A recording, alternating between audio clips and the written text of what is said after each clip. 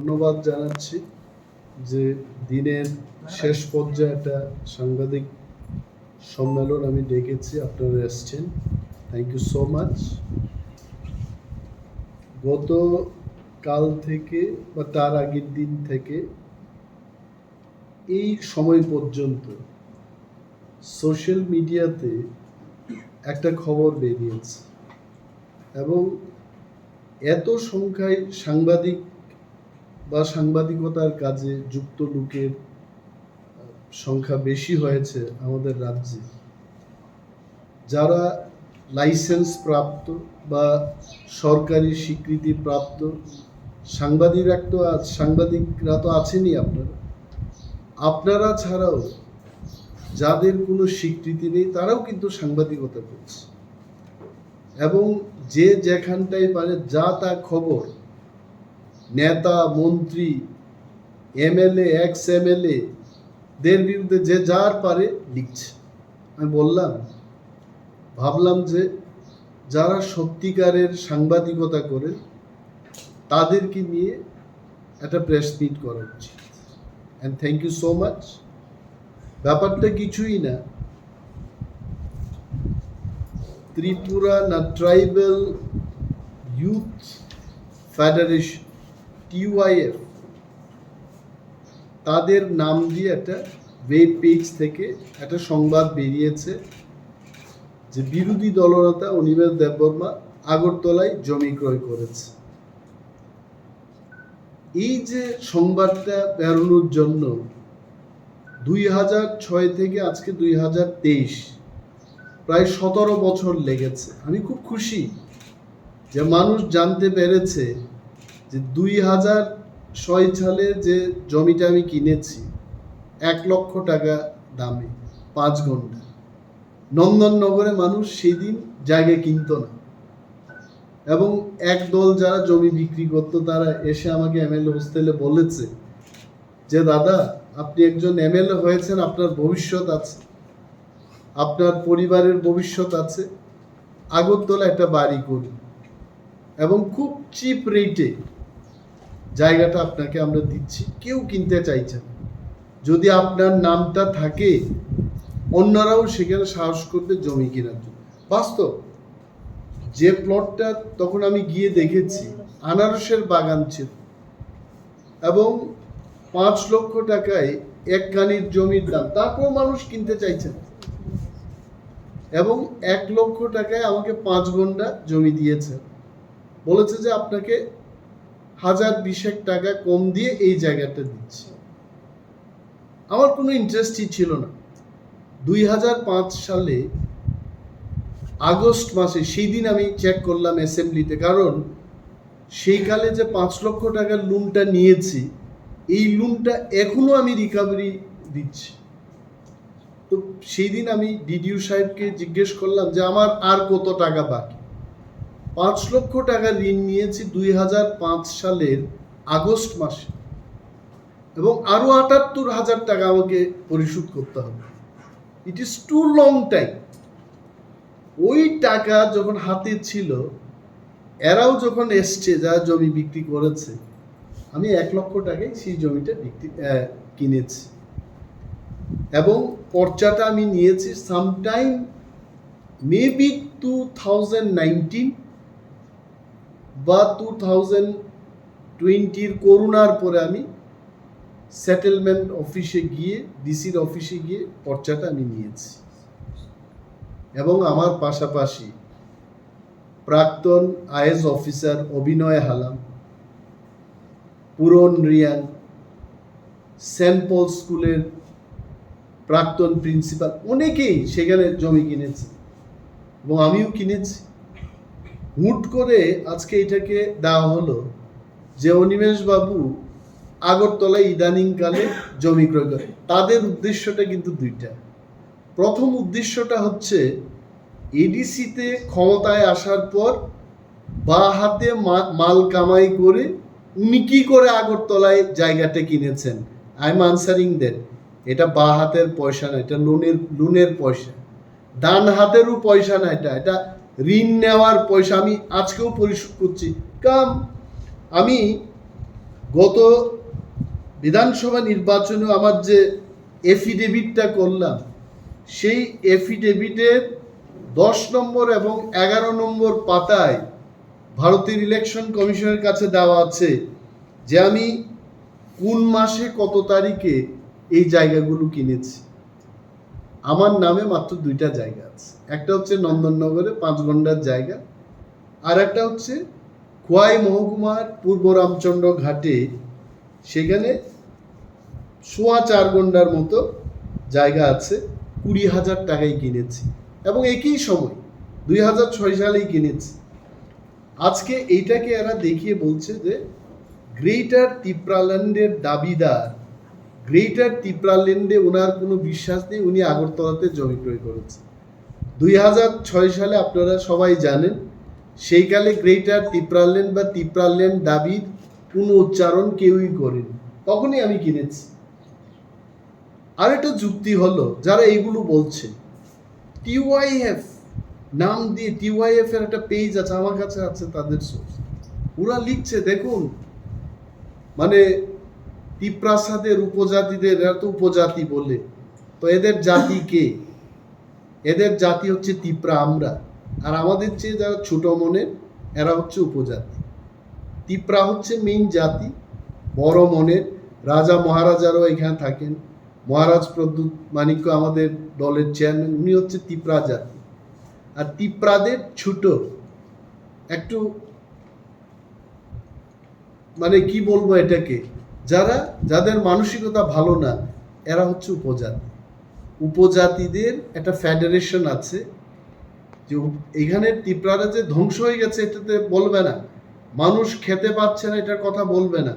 সরকারকে আমরা চালাচ্ছি, এখানে মন্ত্রীরা কি করছে, মুখ্যমন্ত্রী কি করছে, প্রাক্তন মুখ্যমন্ত্রী কি করছেন, বিগত দিনের যারা মন্ত্রীরা ছিলেন এরা কি করছে, এরা খোঁজ নেবে না। আমরা বিরোধী দলে আছি, আমাদের উপর এরা আক্রমণ করতে চাইছে, মহারাজের বিরুদ্ধে কথা বলছে। প্রায়ই তো শুনি যে পূর্বতন মুখ্যমন্ত্রী মহারাজের বিরুদ্ধে কথা বলেন। এই প্রথম দেখলাম ভারতবর্ষের ইতিহাসে যে একটা বিরোধী দল আর একটা বিরোধী দলকে আক্রমণ করে। জানি না, একটা বিরোধী দল তো শাসক দলের বিরুদ্ধে কথা বলা উচিত, আর এখানের বিরোধী দল এরা তিপ্রামথার বিরুদ্ধে আর একটা বিরোধী দলের বিরুদ্ধে কথা বলছে। জানেন কেন বলছে এরা? কারণ তিপ্রামথায় 13 জন বিধায়কই হচ্ছে তিপ্রা, অর্থাৎ কমিউনিস্ট পার্টির মূল উদ্দেশ্যটা হচ্ছে তিপ্রাদের বিরুদ্ধে যাওয়া, তিপ্রাদের কিছু করতে দেবে না, এটা একদম পরিষ্কার হয়ে এসছে।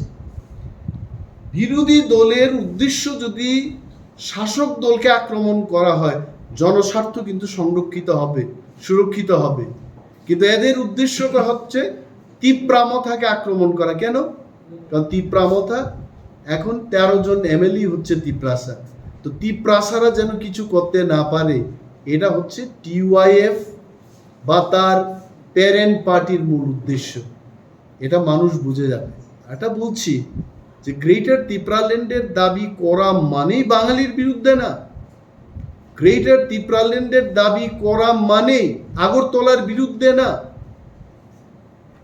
বর্তমান ত্রিপুরাজ্যের মানুষ কলকাতায় গিয়ে বাড়ি করছে, আমেরিকায় গিয়ে ফ্ল্যাট কিনছে, তাহলে বলুন টিওয়াইএফ বা সিপিএম কে বলুন ভারতবর্ষের সংবিধানে এই ধরনের একটা আইন আনার জন্য, যে যে যে রাজ্যের মানুষ সেই রাজ্যেই বাড়ি করতে পারবে, ফ্ল্যাট কিনতে পারবে। দেখা যাবে এই যে মানুষের আজকে সিপিএম পার্টির বহু লোক বাড়ি করে যেতে পারছে না। আমি বিরোধী দলনেতা, আমার কাছে আসছে মানুষ, চিঠি লিখেছে সেই দিনও এসডিএম এর কাছে, 4 মাস ধরে একটা ভদ্রলোকের বাড়ি তালা দিয়ে রেখেছে, এদের মুখে কোনো কথা নেই। কাদের বিরুদ্ধে কথা বলছেন? সিপিএম সমর্থক মানুষের বাড়িতে তালা ঝুলানো, কথা বলতে হচ্ছে তিপ্রামথার বিধায়ক এবং ত্রিপুরা বিধানসভার বিরোধী দলনেতার শরণাপন্ন হচ্ছে এই লোকগুলো, তাতে ওনাদের কোনো খেয়াল নেই। এই যে এইভাবে বিকৃতি করে মানুষকে দেখাবে, এটা মানুষের জানা উচিত যে এটা বা হাতের বা কোনো ঘুষ খেয়ে এই জায়গাটা আমি কিনি। আপনাদের ধন্যবাদ জানাচ্ছি। এটা ভারতবর্ষের নির্বাচন কমিশনের কাছে আমি 2018 সালেও বলেছি, 2021 সালে যখন এডিসি ইলেকশনে লড়াই করলাম তখনও বলেছি, এবং 2023-এও এটা ডিক্লেয়ার্ড অ্যাসেট। এটা চুরি চামারির কোনো বিষয় নেই এখানে। বাজার গরম করে দিয়েছে এরা, ফেসবুকের বিভিন্ন জায়গায় শেয়ার করছে। তখন আমি ভাবলাম যে এটা যেন মানুষের কাছে খারাপভাবে যেভাবে ওরা পরিবেশন করতে চাইছে এটা যেন বন্ধ হোক। আমি ভাবলাম, এই মাত্র আমি বাইরের থেকে কলকাতা থেকে আসলাম, ভাবলাম যে সাংবাদিক বন্ধুদের ডেকে এই ব্যাপারে আমার সাফাই দেওয়া উচিত। কারণ অনেকেই আমি জানি এই রাজ্যের মন্ত্রী, এমএলএ বা বহু নামি দামি ব্যক্তিরা তাদের বিরুদ্ধে যখন কিছু কথা উঠে আসে এরা বলে না মিডিয়াকে ডেকে, কিন্তু আই হ্যাভ দ্যাট গাটস, কারণ আমি ভুল কিছু করি নাই। আর গ্রেটার ত্রিপুরাল্যান্ড হলেও আমি আগরতলায় থাকবো, কলকাতায় থাকবো, দিল্লিতে থাকবো, আমার যদি সামর্থ্য থাকে আমি যেখানে খুশি থাকবো। কে কার বিরুদ্ধে বল? If they have specific political প্রবলেমগুলো বলুক, মানুষ বঞ্চিত হচ্ছে সেই কথাগুলো শাসক দলকে তারা বলুক যে এই কাজগুলো করতে হবে। আপনারা আগের বার যখন এসছিলেন তখন 50টার বেশি সরকার বাহাদুরদের কাছে চিঠি লিখেছে। এইবার এই চিঠির সংখ্যা দাঁড়িয়েছে 73টায়। প্রতিনিয়ত রাজ্যের বিভিন্ন মানুষের সঙ্গে কথা বলি। এসটিজিটি বেকাররা সেই দিন এসছে, কমিউনিস্ট পার্টি কথা বলবে না, 25 বছরে ওরা কি করে গেছে ওইসব কথা বলতে বলুন।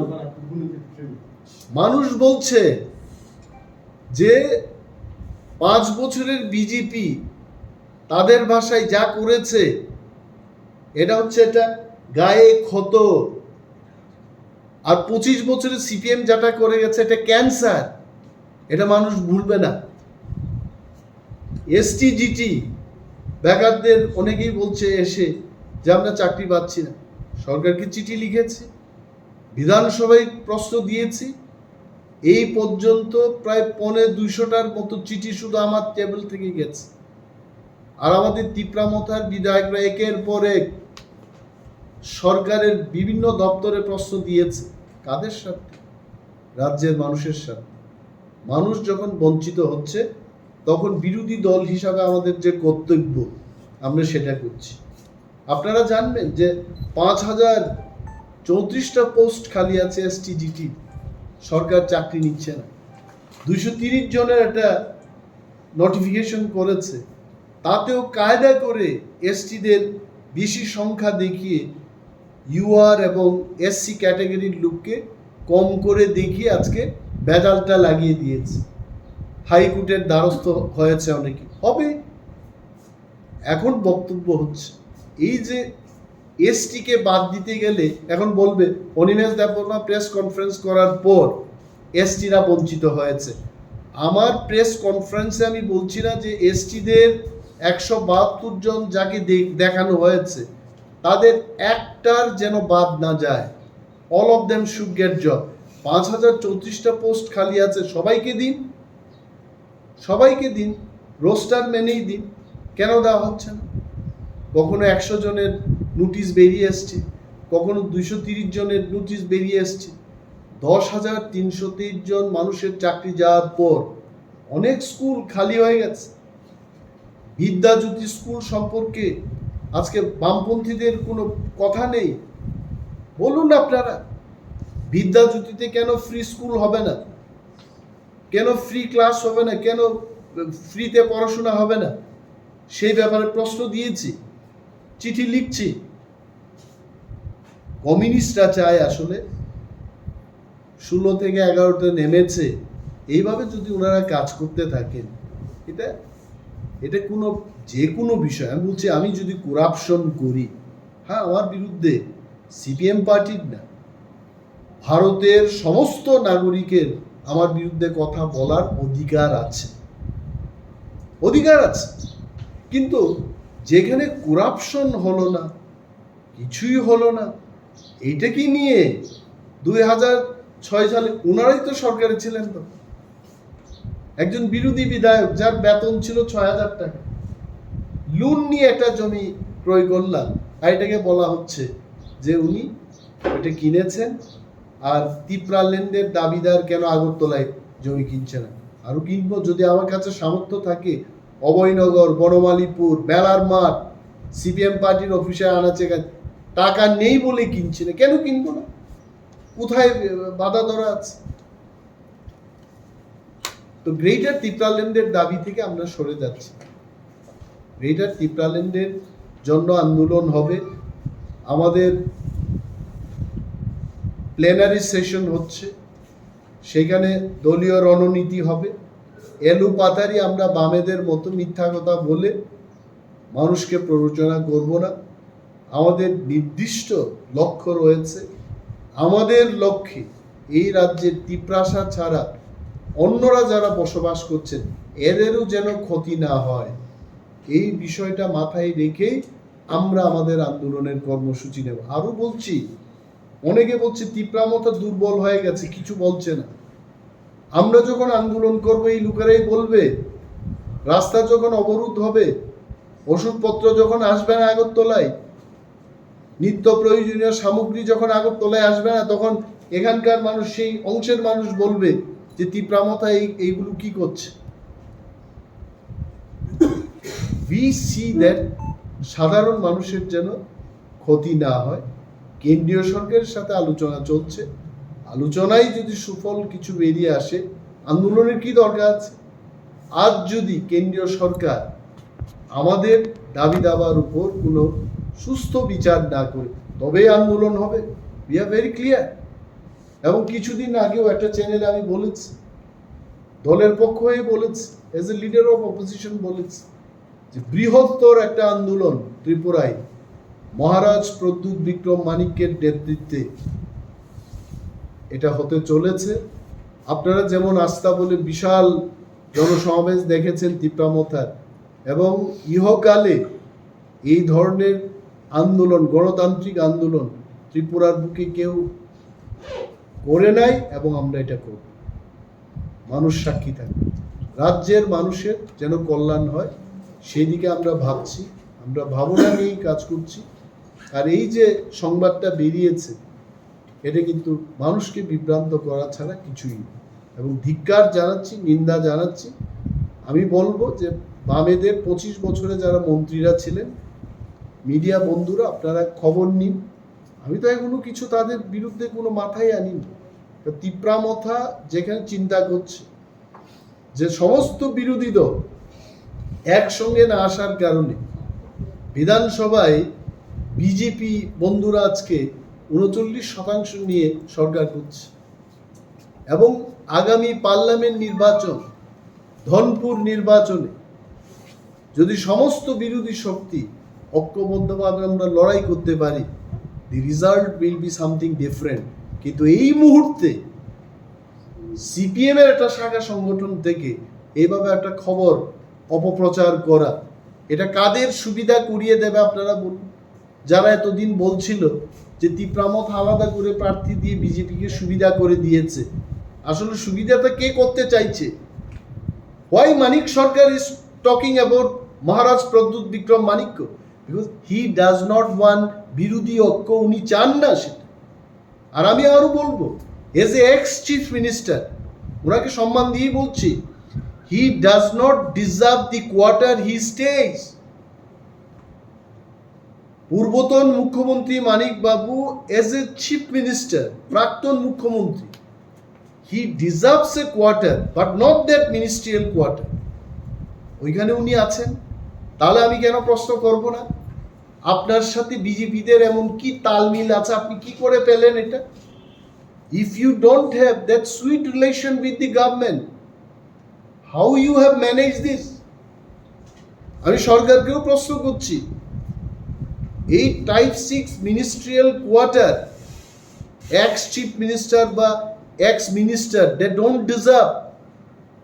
পূর্বতন মুখ্যমন্ত্রীর একটা কোয়ার্টার পাবে। আমিও এমএলএ ছিলাম, সে আইনটা যখন তৈরি হয়, but not this type of quarter. এটা টাইপ 4 হবে, বা টাইপ 5 হবে, টাইপ 4 হবে, টাইপ 3 হবে, নট টাইপ 6 কোয়ার্টার, দ্বিতল বাড়ি, একটা সিটিং লিডার অফ অপোজিশন, মুখ্যমন্ত্রী, স্পিকাররা যেখানে থাকবেন, I don't think he deserve this quarter. তো সরকারই বা কেন দিলেন ওনাকে, আর উনি বা কি করে পেলেন? আইনে কোথায় আছে? I want to see that guide book. আমরা তো বলি না, কারণ সম্মান দিই। উই ওয়ান্ট, যেখানেই যে ধরনের সমীকরণ উঠে আসে, বামেদেরও লাভ হবে, সমস্ত বিরোধী একজোট হয়ে যখন লড়াইটা করব, রাজ্যের 61% মানুষ তখন তারা ভরসা পাবে। আরে সবটাই চুপ থাকবো, কিছুই বলবো না। বলছে বিরোধী দলনেতা বিজেপির বিরুদ্ধে বলছে না, সরকারের বিরুদ্ধে। কে বলছেটাকে? যাদব লালের বিরুদ্ধে কে বলেছে? এসটিজিটির জন্য কে বলছে? 10,323 জনদের জন্য আগামী দিন কারা বলবে? মানুষ যে লাঞ্ছিত বঞ্চিত, আগরতলা শহরের মধ্যে মানুষ আক্রান্ত হচ্ছে, এটার কথা কে বলছে? আমরা বলছি। তারপর তারা বলছে যে সঠিক বিরোধিতা করছে না। কে করছে? যিনি সিপিএম এর প্রাক্তন মুখ্যমন্ত্রী ছিলেন, টিপ্রামথার বিরুদ্ধে বলা, এটি কি প্রকৃত বিরোধিতা করা? So I will request, CPM পার্টির কাছেও আমার অনুরোধ থাকবে যে প্রতিষ্ঠান বিরোধী প্রতিষ্ঠান যেখানে মানুষের সাথে কাজ করছে না, সেখানে আপনারা সরব। আর আপনাদের বিরুদ্ধে তো অনেকগুলো এলিগেশন আছে, সরকার দেখবে সেইগুলো। মন্ত্রীরা কি করেছে, আপনাদের আমলে জায়গার কি হয়েছে, হাজার হাজার কোটি টাকা ত্রিপুরায় এসছে জায়গা প্রজেক্ট, অক্সিজেন বৃদ্ধি করবে। জাপানের জায়গা, আপনারা তো জানেনই, জাপানিজ ইন্টারন্যাশনাল কর্পোরেশনের একটা এজেন্সি আছে জায়গা, JICA, হাজার কোটি টাকা দিয়েছে, অক্সিজেন বাড়াবে। হ্যাঁ, আজকে বন দপ্তরে গিয়ে দেখুন, সেখানে কিন্তু ফল খাবার কোনো গাছ লাগাচ্ছে না, লাগায়নি। বামেদের আমলেও সেটা হয়নি। গামাই লাগাচ্ছে, সেগুন, এটা দিয়ে কি হবে? বন্যপ্রাণী সেখানে খেতে পাচ্ছে। জায়গার প্রজেক্টের টাকা এনে এই টাকাগুলোকে কোথায় কি খরচ করে আমরা দেখবো। এগুলো প্রশ্ন দিয়েছি, যদি উত্তর আসে ময়দানে গিয়ে দেখব কোথায় তারা ড্যাম করেছে, কোথায় মাছ চাষ করেছে, কোথায় গাছ। I am not going to leave, I am telling. এই তথ্যগুলো যখন আসবে, গাড়ি দিয়ে পায়ে হেঁটে ওই জায়গাগুলো দেখব, যে জায়গাতে আসলে এরা কি করেছে। দেয়ার আর সো মেনি থিংস রাজ্যের মানুষ জানবে। I have taken over. কবে নিয়েছি এটা? 24 তারিখ মার্চে বিরোধী দলনেতা হলাম, মার্চটা বাদ দিয়ে দিলাম কয়েকদিন, এপ্রিল এবং মেটা গেল, অনলি 2 months। ত্রিপুরার পূর্বতন বিরোধী দলনেতা মাত্র 2টো চিঠি লিখেছে। উনারই তো পিএসরা আমার সাথে আছেন এখন। নিরঞ্জন বাবু উনার পিএস ছিলেন, অরিন্দম বাবু উনার পিএস ছিলেন। এখানে বিক্রম বলে একটা ছেলে কাজ করছে, উনার মানিকবাবুর ছিলেন, ক্লার্ক ছিলেন। আমি কাউকে চেঞ্জ করি নাই, ওনাদেরকে জিজ্ঞেস করুন। বিরোধী দলনেতা 5 বছরে 2টো চিঠি লিখেছে সরকারের কাছে। whereas Animesh Debbarma in 2 months 73 letters। কাদের সাথে? মানুষের সাথে। রেশনিং এর অচল ব্যবস্থার বিরুদ্ধে। মানুষ ইলেকট্রিসিটি পাচ্ছে না, পায়ে হেঁটে বহু দূরে মানুষ গিয়ে ভোট দিতে হচ্ছে। নতুন নির্বাচনী কেন্দ্র, ভোট গ্রহণ কেন্দ্র খোলার জন্য আবেদন, রাস্তা নেই, PMGSY সড়ক ব্যবস্থা অচল, মেরামত হচ্ছে না। এগুলোকে নিয়ে চিঠি লিখছি, কথা বলছি, এনে অফিসারদের সাথে আলাপ আলোচনা করছি। রাজ্যের মানুষ জানে এইভাবে যে আমার বিরুদ্ধে they cannot do anything. I am telling you, ককবরকে একটা কথা আছে, মাইক রিচ কাপ নাগলাইতে, আর ইংরেজিতে একটা আছে, they are beating around the bush. মানে ঝুপঝাপের মধ্যে একটা আন্দাজ করে একটা লাঠি দিয়ে মারছে, এগুলি দিয়ে কিছু হবে না। We are clean, will remain clean. যা হবে সৎভাবে। আপনারা জানেন আমি যখন বোম্বে থেকে চাকরি ছেড়ে আসলাম তখন 41 লক্ষ টাকা নিয়ে ফিরেছিলাম 2002। অনেক কিছু কিনতে পারতাম, কিন্তু দল করতে গিয়ে, গাড়ির ভাড়া, সম্মেলন করতে গিয়ে সেখানে 15,000 20,000 টাকা খরচ করে, যাদের মেডিকেল হেল্প হচ্ছিল না সরকার থেকে 5,000 7,000 3,000 করে দিয়ে এই টাকার দুলিশাত করেছি আমি। আর এই লোকটাকে বলছে যে কেন উনি আগরতলায়, কেন কিনবো না? আগরতলা গ্রেটার টিপ্রালেন হলো আগরতলা মজার শহর থাকবে কেন? আইএলএস আছে, জিবি হসপিটাল আছে, ইয়ে থাকবে। আর মহারাজের যিনি গ্রেটার টিপ্রাল্যান্ডের কর্ণধার, উনারও তো প্যালেস আগরতলাতে। আমাকে কেন বলছে? এনসি দেববর্মা যিনি টিপ্রাল্যান্ডের দাবি করতেন, উনার বাড়ি আগরতলায় Krishnanagar. Why they are asking this question? কারণ বামেরা বুঝে গেছে অনিমেষ দেববর্মা বিরোধী দলনেতা থাকলে পর এই 12 জন এমএলএ প্লাস অনিমেষ দেববর্মা 13 জন মানুষের স্বার্থে কথা বলবে এবং বামেরা ধূলিসাৎ হয়ে যাবে, এটা উনারা বুঝে গেছে। পাহাড়ে তো একটা সিট উনারা জিততে পারেননি, 20টা সিটের মধ্যে একটা সিট জিতে, আর যা বুট পেয়েছে পাহাড়ে 5,000 4,000 47,000 ভোটের মধ্যে 4,000 ভোট পেয়েছে, 3,500 ভোট পেয়েছে। You just look back.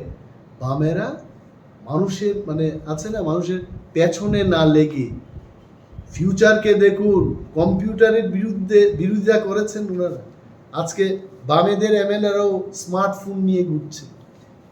Don't talk all this thing. যেটা থুতুটা এমনভাবে থুতু ফেলতে হয়, কিন্তু সাইডে ফালাবেন, আকাশের দিকে চেয়ে ফালাবেন না, এটা মুখে পড়বে। Don't do all this. আপনারা যদি আমার বিরুদ্ধে এরকম করতে পারেন, আসল তথ্যে যখন নামবো আপনারাও বাঁচবেন না। কিন্তু ডোন্ট ডু অল দিস, এটা আমার অনুরোধ থাকবে। কারণ ভবিষ্যতে আমাদেরও আপনাদের দরকার পড়তে পারে, আপনাদেরও আমাদের দরকার পড়তে পারে। In politics no one is permanent friend, no one is permanent enemy. Just mind this. That's it. Thank you so much.